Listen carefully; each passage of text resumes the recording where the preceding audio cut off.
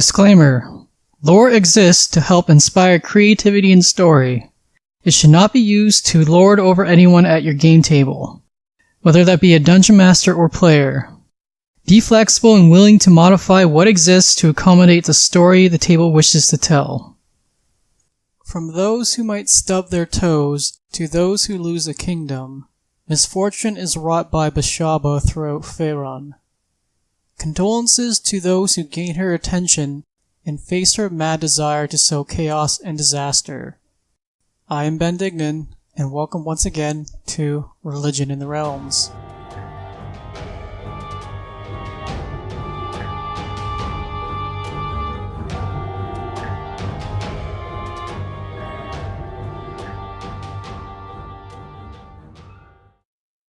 Titles. Some of the titles Beshaba goes by are the Maid of Misfortune, Black Bess, Lady Doom, the Maid of Misrule, and Taish's unpleasant daughter. Beshaba masquerades as the Faerûnian deity of travel, Shandakul, in the Anauroch Desert. Due to her machinations, Shandakul has been given the title of the Lurker in the Sands from the Bedouin people who live in the Anauroch Desert. Portfolio and domains. Beshaba's portfolio includes mischief, misfortune, bad luck, and accidents.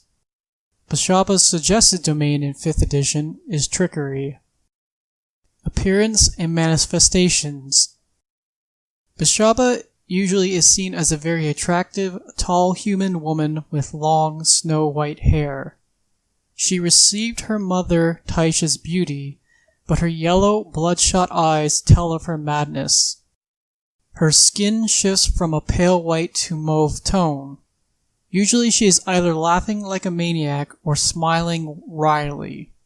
She is so mesmerizingly beautiful to the point that anyone romantically attracted to females is likely to become enchanted and wish to carry out Beshaba's will. On the flip side, those who are not romantically attracted to females are subjected to mania and madness, potentially lashing out at those around them. Beshaba wields a +3 goad, a weapon that is similar in design and function to a scythe in one hand, and a +3 scourge, a shortened and barbed whip with many tails that she has named Ill Fortune, in her other hand. She's able to take one spell or attack per round and immediately make it fail against her. No illusions, charms, and other spells that would have an effect on her mind will work against her. When passing herself off as Shandakul out in the Anauroch wastes, Beshaba disguises herself as a jackal-headed man. Beshaba is known for 2 recorded manifestations. The first is a 12-foot tall image of her head that laughs maniacally before her audience. This laughter can have the same effect of a banshee's wail. This manifestation is enough to curse those who hear her laughter with a negative penalty on their saving throws and ability checks for 1d4 days. This giant head is capable of casting spells from its mouth, though that is too on the nose for Beshaba, who prefers to be subtle in her manifestations. Her second manifestation is that of a looming, horrid shadow in a place where no shadow should be. Seeing the shadow is accompanied by maniacal laughter on the wind. Many see Beshaba's influence in the appearance of cockroaches and rats. Personal history. Beshaba is one half of a former Forgotten Realms deity who was known as Taish. Thousands of years ago, during an event known as the Dawn Cataclysm, the former deity of luck and fortune, Taish, split into 2 halves. Taish was wanton to give out fortune and misfortune as she went about the realms. Deities on the realms were at war with one another, and Taish in particular played on the whims of Lathander. One day, while out wandering, Taish found a newly budded rose that she gazed upon with desire. Unable to pick the rose, despite all her might, she cast bad luck upon it, and it snapped away from the stem. Taish felt that this rose was a gift from Lathander, who may have been looking to smooth things over between the two of them. Instead, this was a manifestation of the deity Moander, a former deity of corruption and rot. This rose Tyche kept tucked up behind her ear. The corruption slowly ate away at Tyche, and all she could give out was misfortune from then on. Traveling home, Tyche was met by Lathander looking to mend their relationship. Also with Lathander was Faerûn, Tyche's dearest friend, and Azuth, who looked to mediate the conversation between Lathander and Tyche. Faerûn sensed the corruption within Tyche and immediately lanced Tyche with searing divine light, separating evil and corruption from those good and pure elements that still remained. From this emerged Tymora and Beshaba, who immediately fell into combat with one another before being separated by those three other deities who were present. From that moment on, Tymora and Beshaba were separate deities and sworn enemies. Tymora is the deity of good luck and good fortune. Beshaba is the deity of bad luck and misfortune. Tymora and Beshaba are commonly referred to as sisters, and Tyche as their mother, though this is not technically true. It is said that when a newborn comes into the world of the Forgotten Realms, Tymora flips a coin. Beshaba calls it in the air. If Beshaba wins the toss, this individual is in for a life of misfortune. If Tymora wins, that person is graced with good luck. For some very few, the coin lands on its side.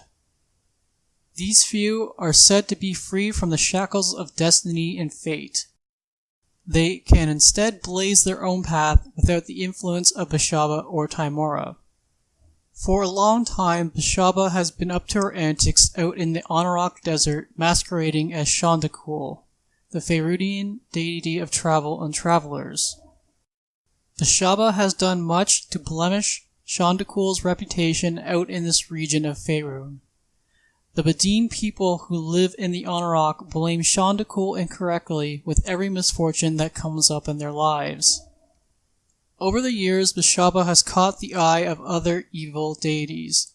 Talos in particular desires to have a romantic relationship with Beshaba, though it is unknown if his motives are eviler in intent. Either way, Beshaba wants nothing to do with Talos and has rebuffed any past Talos has made towards her. Personality. Beshaba is a chaotic evil deity. She is a cruel, frivolous, and malevolent deity. Her wants and desires do not seem to make sense to most people. However, what is true is that Beshaba's sole desire is to be loved to an equal and then greater amount than her sister, Tymora. Tymora is a far more popular deity amongst the people of the Forgotten Realms. Personal realms. Which realm Beshaba resides on isn't too clear at this point. In 2nd edition, she reportedly resided on the 13th layer of the Abyss known as Blood Tor. Blood Tor holds a layer spanning Red Ocean. The very essence of Blood Tor is said to inflict misfortune upon any who visit it. However, in 3rd edition, reportedly, Beshaba resides on the Barrens of Doom and Despair. This plane is desolate and devoid of almost any life. It is characterized by wide swaths of black sand, featureless granite, and canyons. The only liquid in this plain is the River of Blood, a river flowing through the lower fiendish plains. In the sky is nothing but swirling black clouds that obscure a red light beyond.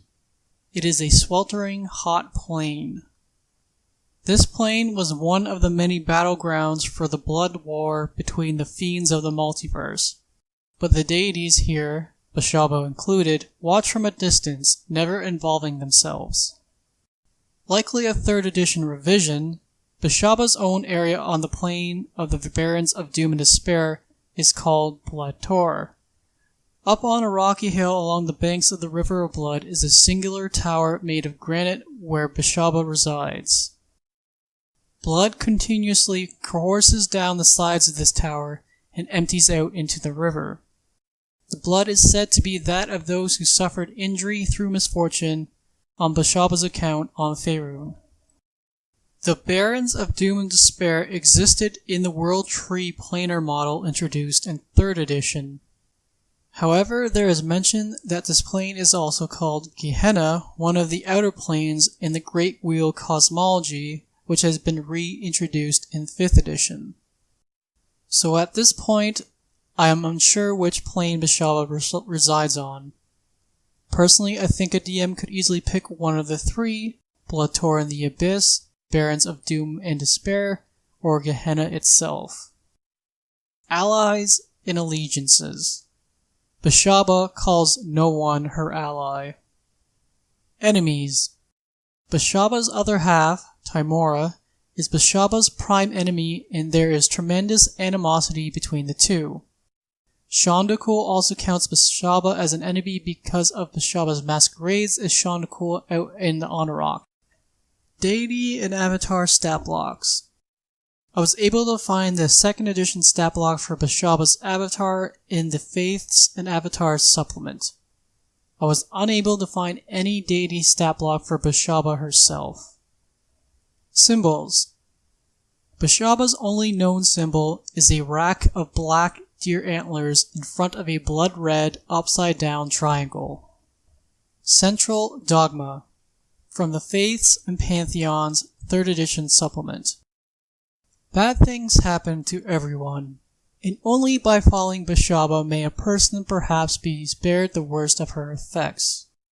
Too much good luck is a bad thing, and to even it out, the wise should plan to undermine the fortunate. Whatever happens, it can only get worse. Fear the Maid of Misfortune and revere her. Spread the message across Faerûn to obey Beshaba and make offerings to appease her. If she is not appeased, all will taste firsthand the curse that is spreading throughout Faerûn. Beshaba provides. Make others worship Beshaba, and then they will be spared the ill luck she can bring. Never falsely advise any being how to worship Beshaba, or pay the price of being cast out and cursed with misfortune all their days. Presence of the Faith. For a chaotic evil deity, Beshaba surprisingly has worshippers across all 9 alignments. Though the majority of these worshippers are chaotic evil, neutral evil, or lawful evil. She has many assassins, auspicians, gamblers, rogues, and sadists amongst her worshippers. It is a common practice to invoke Beshaba's name at celebrations and cheerful gatherings and welcome her presence. This is done on the off chance she becomes aware of a gathering that has not mentioned her in good faith. She may then decide to unleash some degree of misfortune upon those gathered. The people in the realms see Beshaba's hand in all shades of unfortunate circumstance. They might call out her name as a curse during or after one of these very situations. Just as one might ask Tymora to show them good fortune in an endeavor, it is less common, though still a known practice, to ask Beshaba to spare them her attention. Practitioners of Beshaba's faith identify with one another by making the symbol of the antlers reminiscent of those in Beshaba's holy symbol with their hands. This is done by folding in one's thumbs and extending out one's fingers, then bringing their hands toward their heads in a salute. This same gesture can be done by parishioners to ward off bad luck, but instead not raising the hands to the head. The gesture can also be pointed towards someone in an attempt to direct Beshaba's ill will towards them. Hierarchy and structure of the clergy. Generally, the relations between the Beshaban clergy are peaceable, though the higher ranks of the clergy, who are exclusively priestesses, vie for power with one another through violence and underhanded tactics. The ranks of the clergy in ascending order are the bewildered, who are the novices of the clergy, the unfortunate, who are full priests of the clergy, finger of fear, hand of strife, hand of gloom, higher hand of gloom, Hand of Horror, Higher Hand of Horror, Hand of Despair, Higher Hand of Despair, Mistress or Master of Dread, and finally Nails of the Lady, which is the highest rank of the clergy. Responsibilities and duties of the clergy and worshippers. The clergy of Beshaba are tasked with spreading tales of misfortune and Beshaba's influence in the lives of people.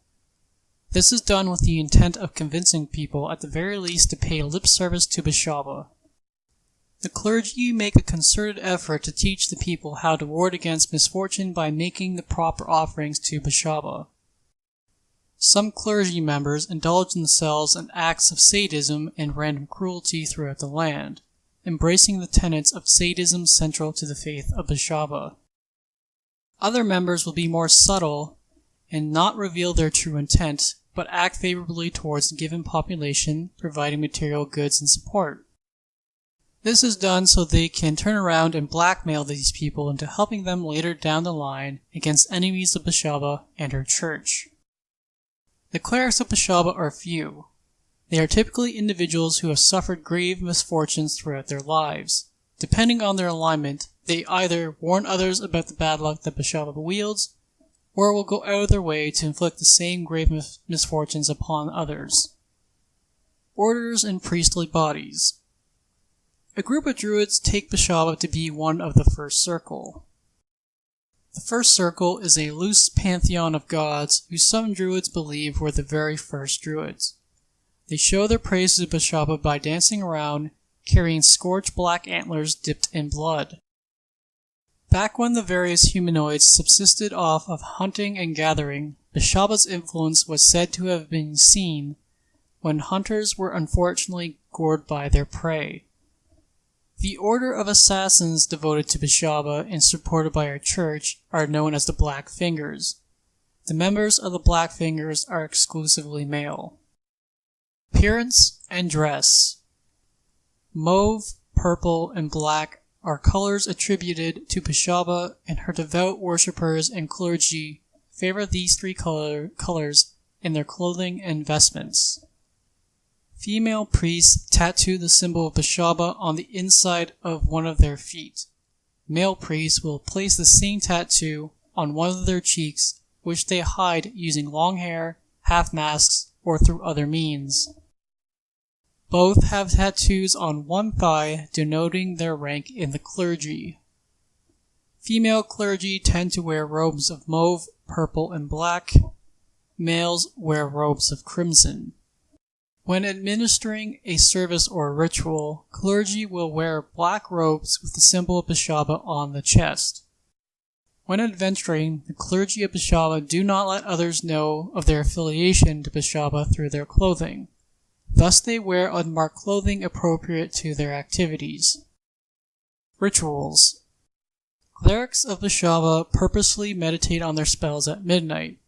While doing so, they are to make an offering to Beshaba by setting fire to some alcoholic beverage, repetitively chanting Beshaba's name, and dipping the tine of a deer antler into this mixture of fire and alcohol. The truly devout will slightly burn one of their fingers over the flame as a sign of devotion. The clergy observe both midsummer and shield meet. When they celebrate, though, they have destructive revels where they are obscenely rude to others. The passing is a specific ritual that happens when an important member of the clergy passes on. The corpse is placed in a boat and surrounded by candles. It is then floated down a river or stream. This ritual is serious and done with somber piety. The ritual ends when the deceased becomes undead and is teleported to a random place throughout Faerûn to cause destruction.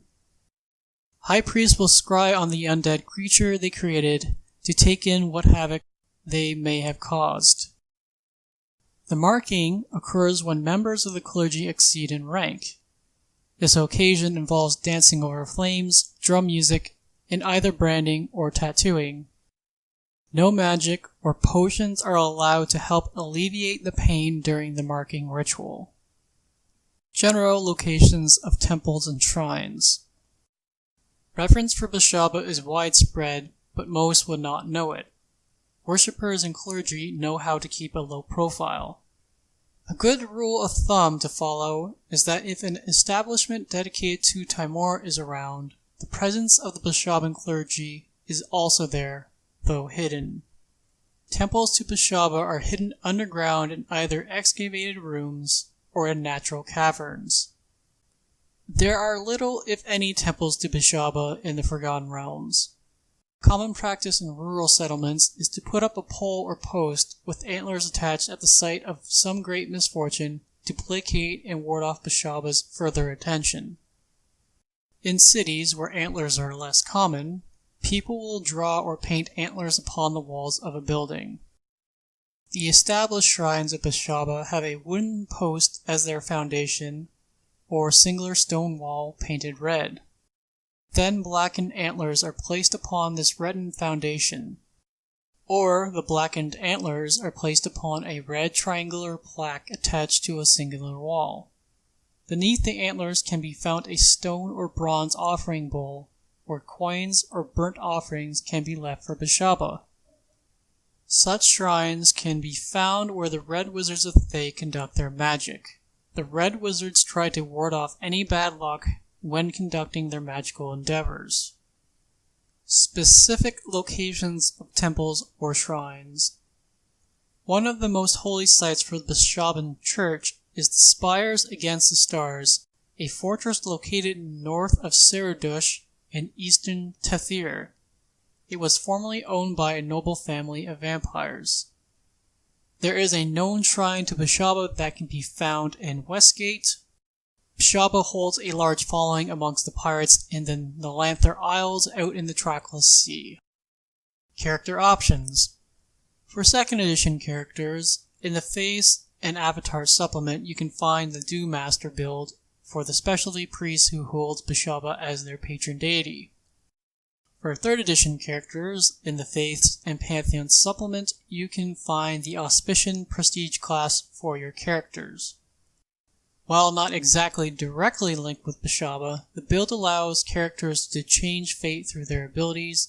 The flavor text references that those of the clergy of Beshaba and Timora become Auspicians, though. To become an Auspician, a character must take a poison known as Taisha's Blood, and whether the character survives taking the poison is a moot point. As with every other episode, I have made a background associated with the worship of Beshaba. I think the following abilities would be possessed by a worshipper of Beshaba. For the 2 skill proficiencies, I would suggest Deception and Intimidation. For either tool or language proficiency, I would take proficiency in the Disguise Kit and the gaming set, specifically the dice set. For the background equipment, I suggest the Charlatan's equipment, though you might want to talk to your DM and in order for them to allow you to swap out 1 or 2 of the Charlatan's items for a holy symbol of Beshaba. And finally, the ribbon ability. As with most of these backgrounds, I always like to suggest the Acolyte's Shelter of the Faithful ribbon ability, but the Charlatan's False Identity ability also seems thematically on point as well. Here is a list of subclasses I think would be thematically appropriate for a NPC or PC to take if they are a worshipper of Beshaba. For barbarians, I would look at the Path of the Berserker and Path of the Zealot, and this would fit a PC or NPC who is just a walking terror and who loves wanton destruction and causing misfortune. Clerics, Beshaba only operates in the trickery domain, so that's an easy choice just to suggest the trickery domain. For fighters, much like the barbarian, the champion fighter could fill a similar role of someone who just likes to cause wanton destruction and misfortune wherever they go. For the monk, the rogue, and the bard, there's 3 subclasses I think that are appropriate for playing assassins and the Black Fingers. For the monk, you could play a Way of the Shadow Monk. For the rogue, there's the assassin subclass, and finally for the bard, there's the College of Whispers bard. For the druid, you'd be playing a druid from the First Circle who worships Beshaba, and they might fit in as a Circle of the Land druid who takes forest as their choice of land, Or I would also look at the Circle of the Spores Druid, which was just recently put out in Guildmaster's Guide to Ravnica.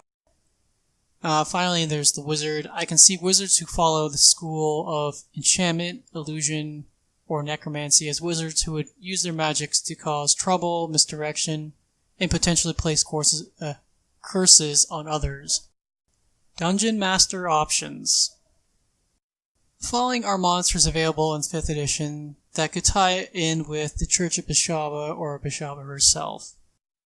I picked out a handful of the animated objects in the monster manual just because I can see someone who worships Beshaba just using these things just to make trouble for adventurers. So I'd look at the animated armor, flying sword, the rug of smothering, the mimic, and the scarecrow.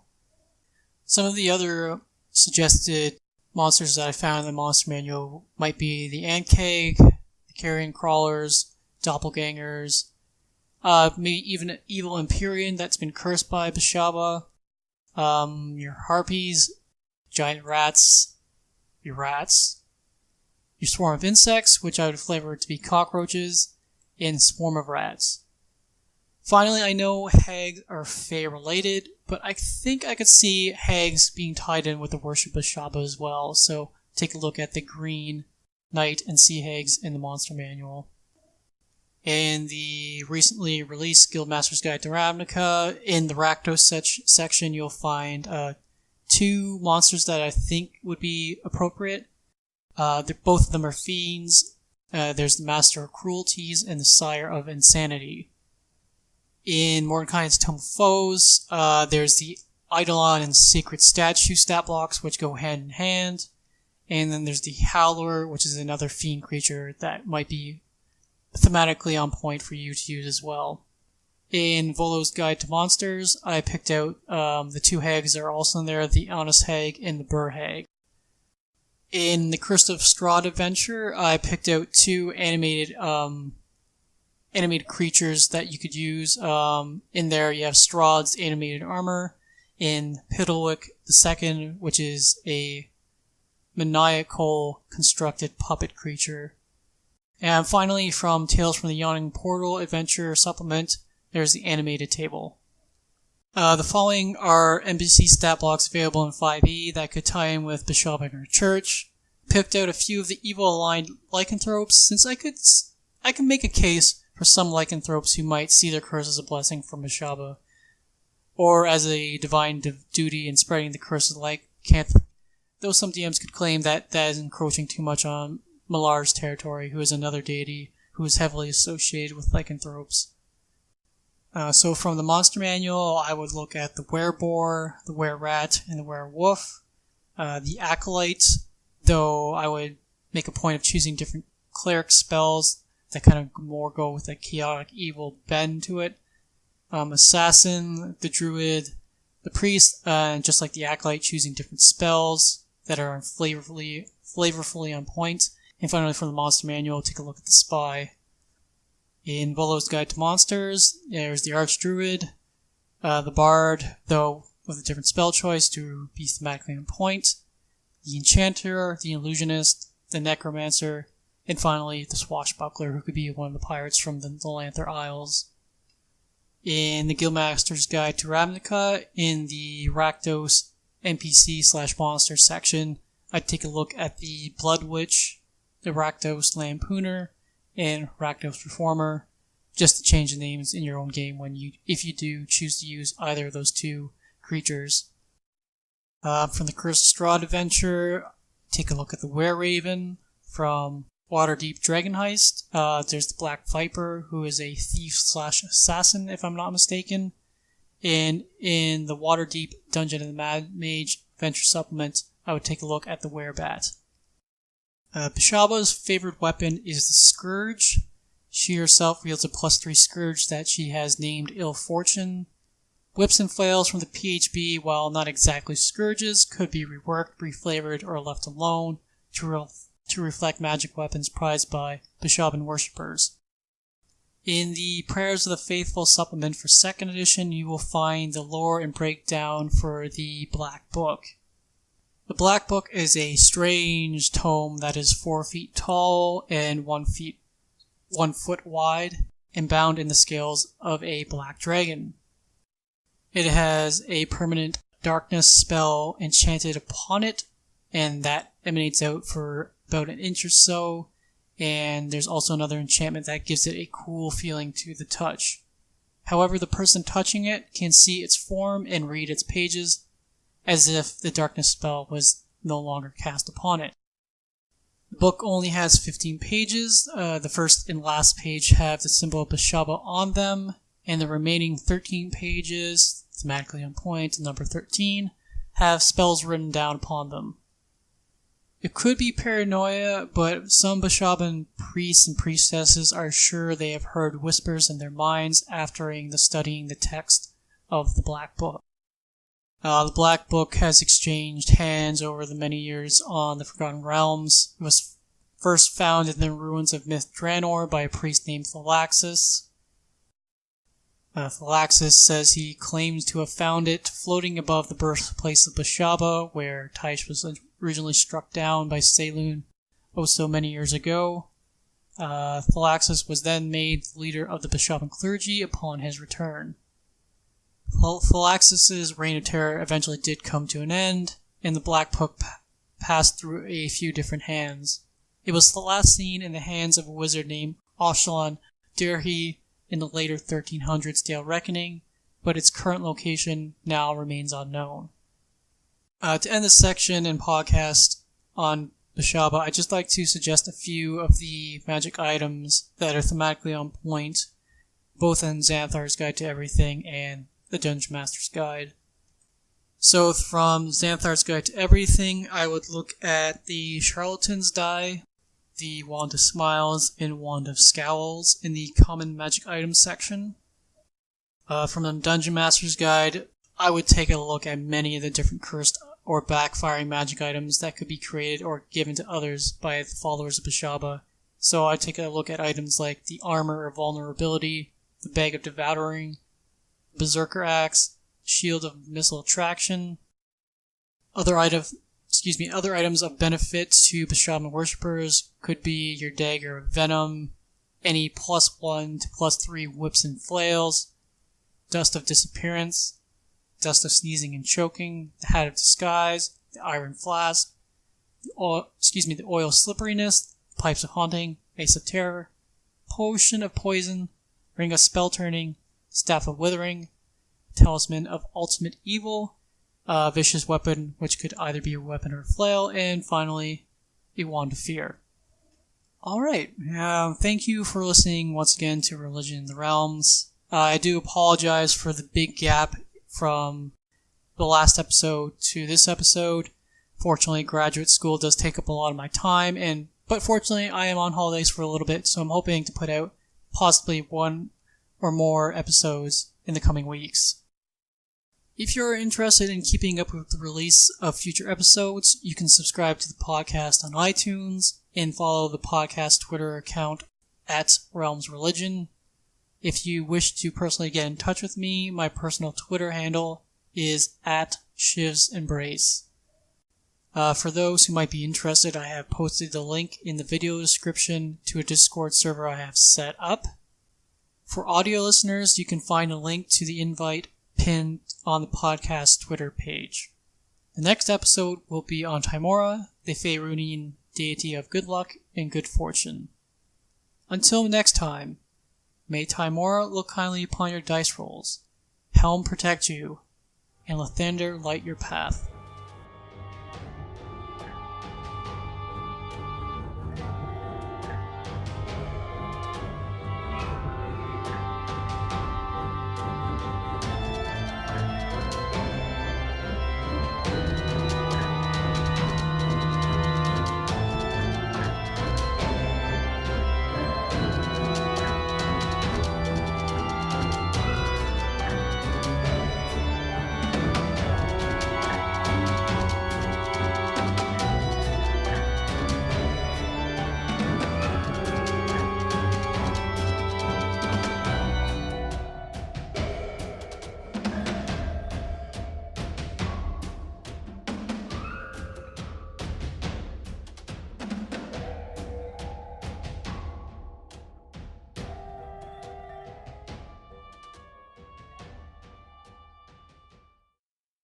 Music for this episode: Wretched Destroyer by Kevin MacLeod, licensed under Creative Commons by Attribution 3.0.